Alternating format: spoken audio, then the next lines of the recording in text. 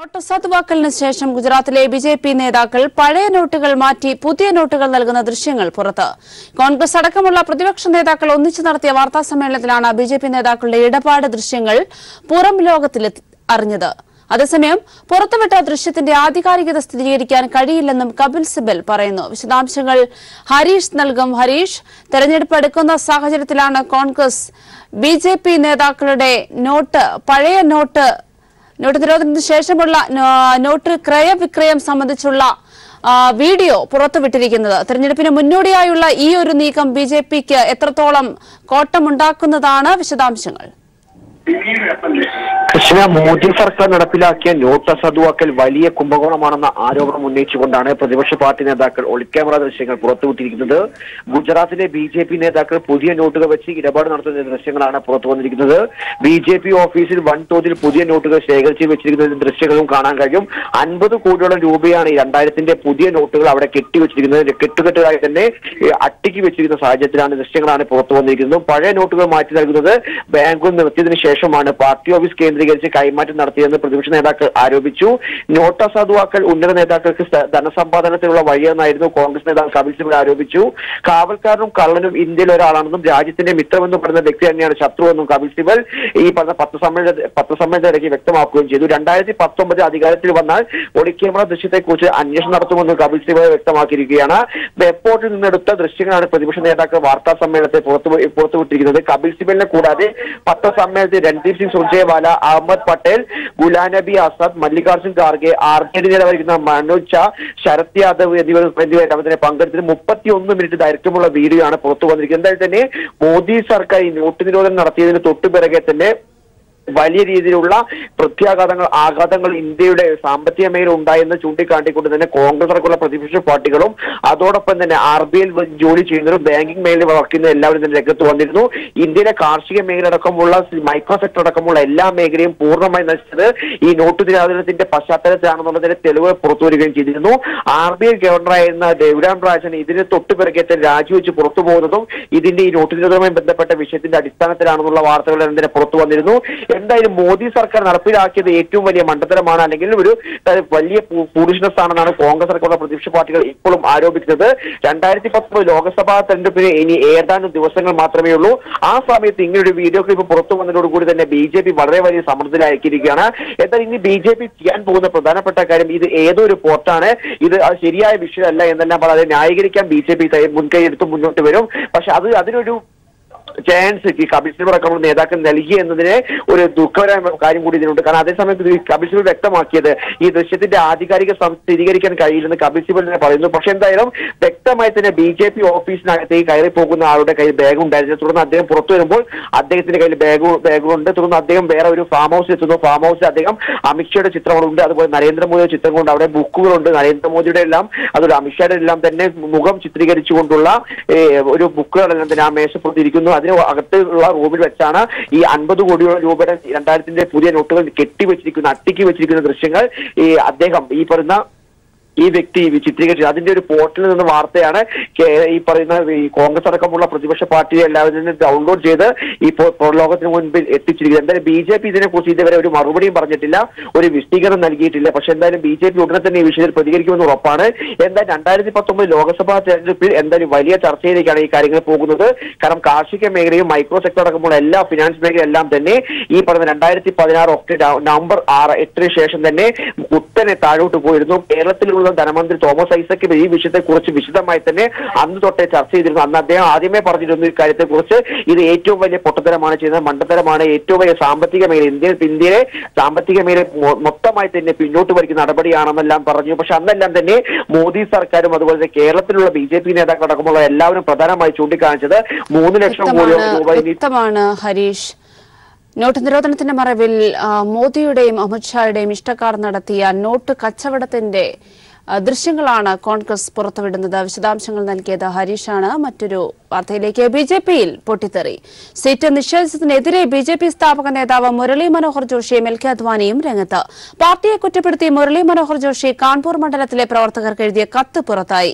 മുതിർന്ന നേതാക്കൾക്കെതിരായ മോദി അമിത്ഷാ നീക്കത്തിൽ RSS തലവൻ മോഹൻ ഭഗവതിനും അമർഷമെന്ന് ദേശീയ മാധ്യമങ്ങൾ റിപ്പോർട്ട് ചെയ്യുന്നു. ബിജെപി എംപിയും ചലച്ചിത്ര താരവുമായ ശത്രുഘ്നൻ സിൻഹ ഈ ആഴ്ച കോൺഗ്രസിൽ ചേരും. ബിജെപിയിൽ കലാപക്കൊടി ഉയരുന്നു.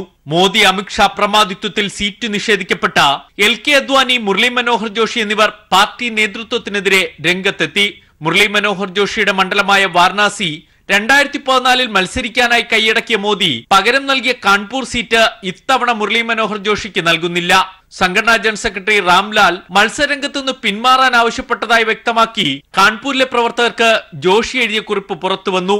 തെരഞ്ഞെടുപ്പ് രംഗത്തുനിന്നും പിന്മാറുന്നതായി സ്വയം പ്രഖ്യാപിക്കാൻ മുരളി മനോഹർ ജോഷിയോട് ദൂതന്മാർ മുഖേന മോദിയും അമിത്ഷയും ആവശ്യപ്പെട്ടെങ്കിലും നേരിട്ട് സംസാരിക്കാത്തതിനാൽ മുരളി മനോഹർ ജോഷി ദൂതന്മാരോട് പൊട്ടിത്തെറിച്ചു.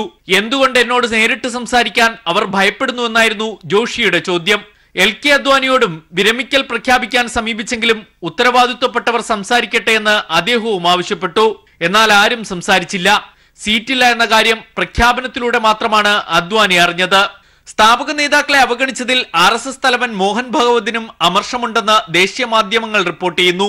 അതേസമയം പട്ന സാഹിബിലെ ബിജെപി സിറ്റിംഗ് എംപിയും ചലച്ചിത്ര താരവുമായ ശത്രുഘ്നൻ സിൻഹ കോൺഗ്രസിൽ ചേരുമെന്ന് ബീഹാർ കോൺഗ്രസ് പ്രചാരണ സമിതി ചെയർമാൻ അഖിലേഷ് പ്രസാദ് സിംഗ് പ്രഖ്യാപിച്ചു. ബിജെപിയിലെ മോദി വിമർശകനായ ശത്രുഘ്നൻ സിൻഹയ്ക്ക് ഇത്തവണ ബിജെപി സീറ്റ് നൽകിയിട്ടില്ല. പകരം രവിശങ്കർ പ്രസാദിനെയാണ് പട്ന സാഹിബിൽ മത്സരിപ്പിക്കുന്നത്.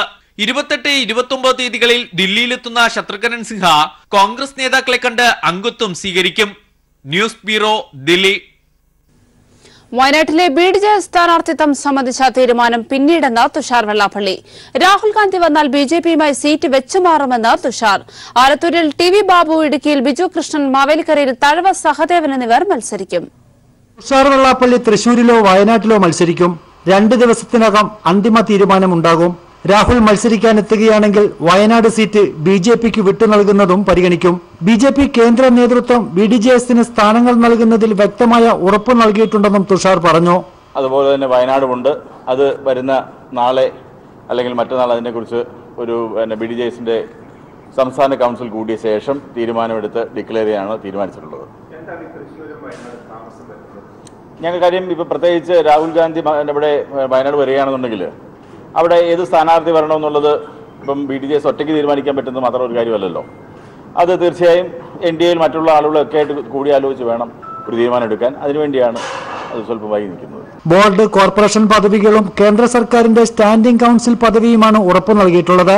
കഴിഞ്ഞ തവണ സ്ഥാനങ്ങൾ നൽകാതിരുന്ന പശ്ചാത്തലത്തിലാണ് കൃത്യമായ ഉറപ്പ് ഇത്തവണ വാങ്ങിയത്. രാഹുലിന് വടക്കേ ഇന്ത്യ ഭദ്രമല്ലാത്തതിനാലാണ് സുരക്ഷിത മണ്ഡലം തേടി കേരളത്തിലെത്തിയതെന്നും തുഷാർ പറഞ്ഞു. Shajahan, news bureau, Alappuzha. തുഷാർ വെള്ളാപ്പള്ളിക്ക് ബിജെപിയുടെ മുന്നറിയിപ്പ്. തൃശൂരിലെ സ്ഥാനാർത്ഥിയെ ഇന്ന് തന്നെ പ്രഖ്യാപിക്കണമെന്ന് BJP.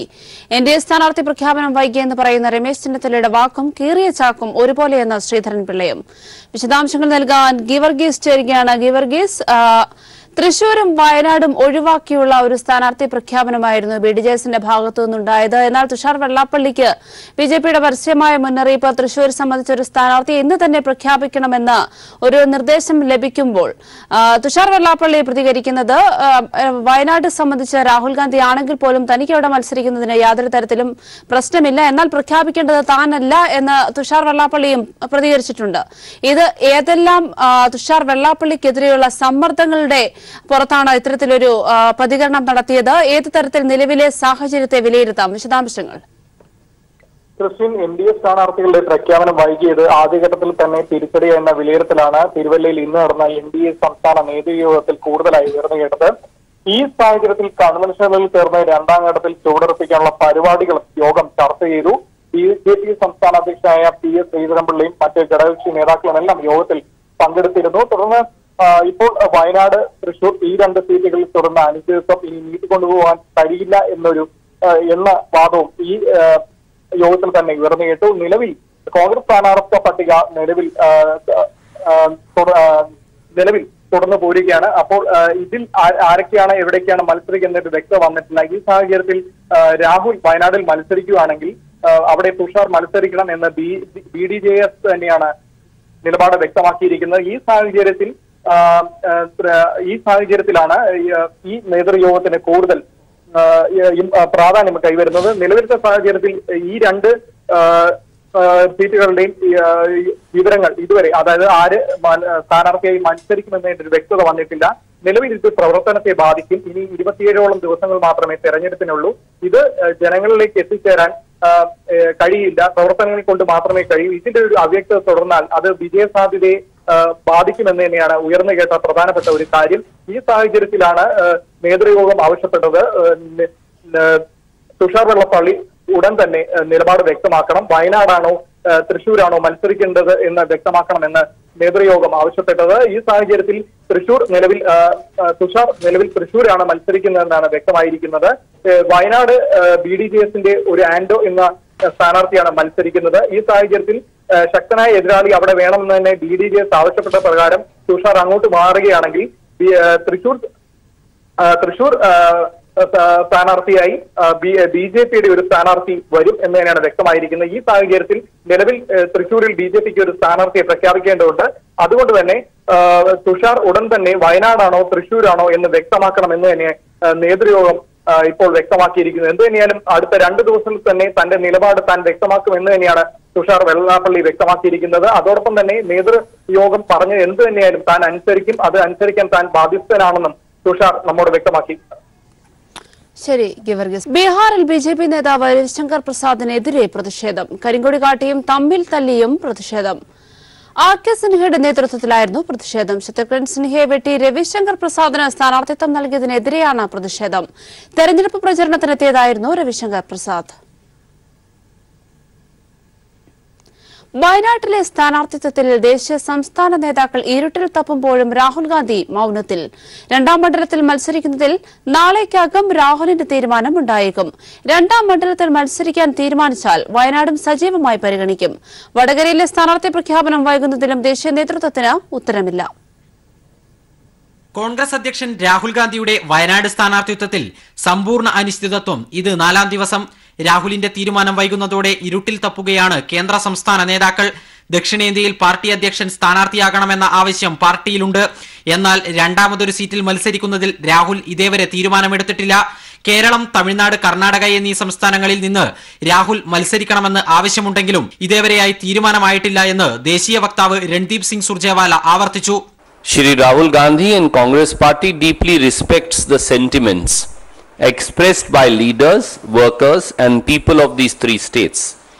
As and when a decision is taken on the same, we will be happy to inform you. Wayanad രാഹുലിന്റെ തീരുമാനത്തിനായി വൈകിപ്പിക്കുന്നതാണെങ്കിൽ വടകരയിലെ പ്രഖ്യാപനം എന്തുകൊണ്ട് വൈകുന്നു എന്നുള്ള ചോദ്യത്തിന് AICCക്ക് കൃത്യമായ ഉത്തരമില്ല. ബംഗളൂരു സൗത്ത് മണ്ഡലത്തിൽ നിന്ന് മോദി സ്ഥാനാർത്ഥിയാകുമോ എന്ന് കാത്തുനിൽക്കുന്നതിനാലാണ് രാഹുൽ തീരുമാനം വൈകിക്കുന്നതെന്നായിരുന്നു കോൺഗ്രസ് നേതാക്കളുടെ വാദം. എന്നാൽ അവിടെ BJP സ്ഥാനാർത്ഥിയെ പ്രഖ്യാപിച്ചതോടെ ഈ വാദത്തിനും നിലനിൽപ്പില്ലാതായി. വയനാട് വടകര സീറ്റിൽ തീരുമാനം വൈകിക്കുന്നതിൽ കടുത്ത നിരാശയിലാണ് കേരളത്തിലെ നേതാക്കൾ. തെരഞ്ഞെടുപ്പ് സമിതി യോഗം ഇന്ന് ചേരാത്തതിനാൽ പ്രഖ്യാപനം ഇന്നും ഉണ്ടായേക്കില്ല. News bureau, Delhi. വയനാട്ടിലേക്കുള്ള രാഹുൽ ഗാന്ധിയുടെ വരവ് പ്രതീക്ഷിച്ച കോൺഗ്രസ് പ്രവർത്തകരും നേതാക്കളും കടുത്ത അമർഷത്തിലും നിരാശയിലും. രാഹുൽ ഗാന്ധി തീരുമാനമെടുക്കുന്നതിന് മുമ്പ് അദ്ദേഹം വയനാട്ടിൽ മത്സരിക്കുമെന്ന് പറഞ്ഞ നേതൃത്വത്തിന്റെ നിലപാടിൽ കടുത്ത പ്രതിഷേധമാണ് അണികളിൽ നിന്നും ഉയരുന്നത്. രാഹുൽ മത്സരിക്കുമെന്ന പ്രഖ്യാപനം വന്ന് 4 ദിവസം പിന്നിട്ടിട്ടും തീരുമാനമാകാത്തത് കോൺഗ്രസിനും UDFനും തിരിച്ചടി കൂടിയായിരിക്കുകയാണ്. രാഹുൽ ഗാന്ധി വയനാട്ടിൽ മത്സരിക്കുമെന്ന മുതിർന്ന നേതാക്കളുടെ പ്രഖ്യാപനത്തെ ഹർഷാരവങ്ങളോടെയായിരുന്നു കോൺഗ്രസ് പ്രവർത്തകർ വരവേറ്റത്. എന്നാൽ പ്രഖ്യാപനം നടത്തി 4 നാൾ പിന്നിട്ടിട്ടും ഹൈക്കമാൻഡിന്റെ തീരുമാനം വരാത്തത് ഉമ്മൻചാണ്ടിയെയും ചെന്നിത്തലയെയും മുല്ലപ്പള്ളിയെയുമെല്ലാം വിഷമവൃത്തത്തിലാക്കിയിരിക്കുകയാണ്. രാഹുലിന്റെ വരവ് പ്രതീക്ഷിച്ച പ്രവർത്തകരും ഇപ്പോൾ നിരാശയിലും അമർഷത്തിലുമാണ്. വയനാട്ടിൽ പ്രചാരണം തുടങ്ങിയ T സിദ്ദിഖ് രാഹുലിനു വേണ്ടി കളമൊഴിഞ്ഞു. പക്ഷേ വരുമെന്ന് പറഞ്ഞ അധ്യക്ഷൻ മാത്രം വന്നില്ല. പ്രഖ്യാപനം നടത്തിയിട്ട് 1 ദിവസം 4 കഴിഞ്ഞു. അപ്പോഴും അവ്യക്തത തുടരുകയാണ്. ഇനി കേവലം 27 ദിവസം മാത്രമാണ് വോട്ടെടുപ്പിന് അവശേഷിക്കുന്നത്. ആർക്കുവേണ്ടി വോട്ട് തേടും എന്ന സംശയത്തിലാണ് വയനാട്ടിലെ കോൺഗ്രസ് പ്രവർത്തകർ. വടകരയിലും സ്ഥിതി വ്യത്യസ്തമല്ല. കെ മുരളീധരനെ തന്നെ കളത്തിലിറക്കിയെങ്കിലും ഹൈക്കമാൻഡിൽ നിന്ന് പ്രഖ്യാപനം വരാത്തതിനാൽ മുരളീധരനും മനസ്സുറപ്പിച്ച് വോട്ട് തേടാനാവുന്നില്ല. ഇതിൽ മുരളീധരൻ അസംതൃപ്തിയിലാണ്. നേതൃത്വത്തിന്റെ പിടിപ്പുകേടാണ് ഇതിനെല്ലാം ഇടയാക്കിയതെന്ന വിമർശനമാണ് ഇപ്പോൾ രണ്ടാം നിര നേതാക്കൾക്കും അണികൾക്കുമുള്ളത്. എത്രയും വേഗം തീരുമാനം കൈക്കൊണ്ടില്ലെങ്കിൽ വൻ തിരിച്ചടിയാകും ഫലമെന്നും രഹസ്യമായി പല നേതാക്കളും സമ്മതിക്കുന്നു. News bureau, Thiruvananthapuram. വർണ്ണവെറി പരാമർശവുമായി കോൺഗ്രസ് നേതാവ് പീതാംബരക്കുറുപ്പ്. വൈദ്യുത മന്ത്രി എം മണിയാണ് നിറം പറഞ്ഞ് പീതാംബരക്കുറുപ്പ് പരിഹസിച്ചത്. തിരുവനന്തപുരം നെടുമങ്ങാട് നടന്ന UDF കൺവെൻഷനിലാണ് കോൺഗ്രസ് നേതാവ് പീതാംബരക്കുറുപ്പിന്റെ വർണ്ണവെറി നിറഞ്ഞ പരിഹാസം മന്ത്രിക്കെതിരെ ഉണ്ടായത്. KPCC അധ്യക്ഷൻ മുല്ലപ്പള്ളി രാമചന്ദ്രനും UDF ആറ്റിങ്ങൽ ലോക്സഭാ മണ്ഡലം സ്ഥാനാർത്ഥി അടൂർ പ്രകാശും മറ്റു നേതാക്കളും വേദിയിലിരിക്കുകയായിരുന്നു പീതാംബരക്കുറുപ്പിന്റെ നിറം നോക്കിയുള്ള പരിഹാസം. 45 അണക്കെട്ടുകൾ ഒരുമിച്ച് തുറന്നു വിട്ടാൽ സഹാറ മരുഭൂമിയിലും വെള്ളപ്പൊക്കം ഉണ്ടാവും അല്ലേ? ഇല്ലേ? ഇതിന്റെ ചുമതല വഹിക്കുന്ന ആദിവാസി സമുദായത്തിൽപ്പെട്ട ഒരു ഉയർന്ന എഞ്ചിനീയറാണ് ശ്രീ കരപ്പാൻകുട്ടി. ഞാൻ അദ്ദേഹത്തിന്റെ ഓഫീസിന്റെ അടുത്താണ് 10-30 കൊല്ലോട് വാടകയ്ക്ക് താമസിക്കുന്നത്. അദ്ദേഹം 100 വട്ടം അവരോട് പറഞ്ഞു, ഇത് തുറക്കരുത്. പക്ഷെ വൈദ്യുതിയുടെ ചാർജുള്ള മന്ത്രി ഉണ്ടല്ലോ, honourable minister mister black money, വൈദ്യുതിയുടെ ചാർജുള്ള ബ്ലാക്ക് മണി, അദ്ദേഹം പറഞ്ഞു,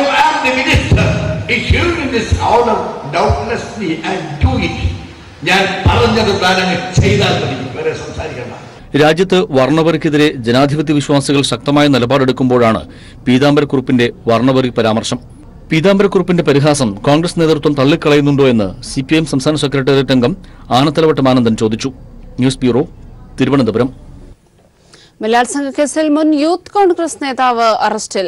യൂത്ത് കോൺഗ്രസ് പൂഞ്ഞാർ മണ്ഡലം പ്രസിഡന്റായിരുന്ന സിജോ ജോസഫാണ് അറസ്റ്റിലായത്. കോട്ടയം ജില്ലയിൽ ഇയാൾക്കെതിരെ സമാന രീതിയിൽ പല കേസുകളും നിലവിലുണ്ട്. വിശദാംശങ്ങൾ നൽകാൻ ഷാജഹാൻ ചേരുകയാണ്. ഷാജഹാൻ, മുൻ യൂത്ത് കോൺഗ്രസ് നേതാവാണ് ബലാത്സംഗ കേസിൽ അറസ്റ്റിലായിരിക്കുന്നത്. ഇയാൾക്കെതിരെയുള്ള പരാതി ഏത് തരത്തിലുള്ളതാണ്? വിശദാംശങ്ങൾ.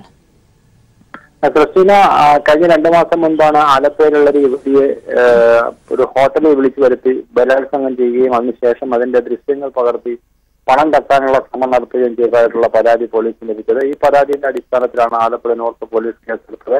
ഇതിനുശേഷം പ്രതി ഒളിവിലായിരുന്നു. ഏറ്റവും ഒടുവിൽ കഴിഞ്ഞ ദിവസമാണ് പ്രതിയെ പോലീസ് പിടികൂടിയത്. പിടികൂടി പോലീസ് ഇയാളെ ഇപ്പോൾ റിമാൻഡ് ചെയ്തിരിക്കുകയാണ്. പാല ഉന്നാർ സ്വദേശിയാണ് ഇദ്ദേഹം. പോലീസ് ഇപ്പോൾ റിമാൻഡ് ചെയ്തു. സമാനമായ പല കേസുകളിലും ഇദ്ദേഹം കോട്ടയത്തും പ്രതിയാണെന്നാണ് പോലീസ് പറയുന്നത്. ഇതുമായി ബന്ധപ്പെട്ട് പോലീസ് കൂടുതൽ അന്വേഷണം നടത്തിവെക്കുക. വിശദാംശങ്ങൾ നൽകിയത് ഷാജഹാനാണ്. ക്യാൻസറിന് മരുന്ന് കണ്ടെത്താനുള്ള ശ്രീചിത്ര ഇൻസ്റ്റിറ്റ്യൂട്ട് ഓഫ് മെഡിക്കൽ സയൻസസിലെ ഗവേഷകരുടെ ശ്രമങ്ങൾ ഫലവത്താകുന്നുവെന്ന് മുഖ്യമന്ത്രി പിണറായി വിജയൻ. കേരളത്തിലെ ശാസ്ത്ര പ്രതിഭകൾ അന്താരാഷ്ട്ര തലത്തിൽ 1ാം നിരയിൽ നിൽക്കുന്നവരാണെന്ന് ഒരിക്കൽ കൂടി തെളിഞ്ഞിരിക്കുകയാണ്. ഡോക്ടർ ലിസി കൃഷ്ണന്റെ നേതൃത്വത്തിലുള്ള ഗവേഷക സംഘത്തിൽ doctor Ranjith P Nair, doctor Mohan, doctor Arya Anil, doctor Mejo C Kora, doctor Harikrishnan എന്നിവരാണ് ഉണ്ടായിരുന്നത്. മനുഷ്യത്വവും പ്രതിഭയും സമന്വയിപ്പിച്ച ഫലമാണ് ഈ കണ്ടുപിടുത്തമെന്ന് മുഖ്യമന്ത്രി പിണറായി വിജയൻ പറഞ്ഞു. പ്രമുഖ ഗൃഹോപകരണ സ്ഥാപനമായ പിട്ടാപ്പള്ളി ഏജൻസീസിന്റെ 37ാമത് ഷോറൂം അടിമാലിയിൽ പ്രവർത്തനം ആരംഭിച്ചു. പഞ്ചായത്ത് ടൗൺ ഹാളിന് സമീപം 3 നിലകളിലായാണ് പുതിയ ഷോറൂം ഒരുക്കിയിട്ടുള്ളത്. വ്യാപാരി വ്യവസായ ഏകോപന സമിതി ഇടുക്കി ജില്ലാ പ്രസിഡന്റ് KN ദിവാകരൻ, പിട്ടാപ്പള്ളിയിൽ ഗ്രൂപ്പ് ചെയർമാൻ PP ഔസേപ്പ് എന്നിവർ ചേർന്ന് ഷോറൂമിന്റെ ഉദ്ഘാടനം നിർവഹിച്ചു. Pittappally group managing director Peter Paul Pittappally, Adimali saint Jude പള്ളി സഹവികാരി ഫാദർ ജോൺ ഊരാത്ത തുടങ്ങിയവരും പങ്കെടുത്തു. ഉദ്ഘാടനത്തോടനുബന്ധിച്ച് ഉപഭോക്താക്കൾക്കായി വിവിധ ഓഫറുകളാണ് പിട്ടാപ്പള്ളി ഏജൻസീസ് ഒരുക്കിയിട്ടുള്ളത്.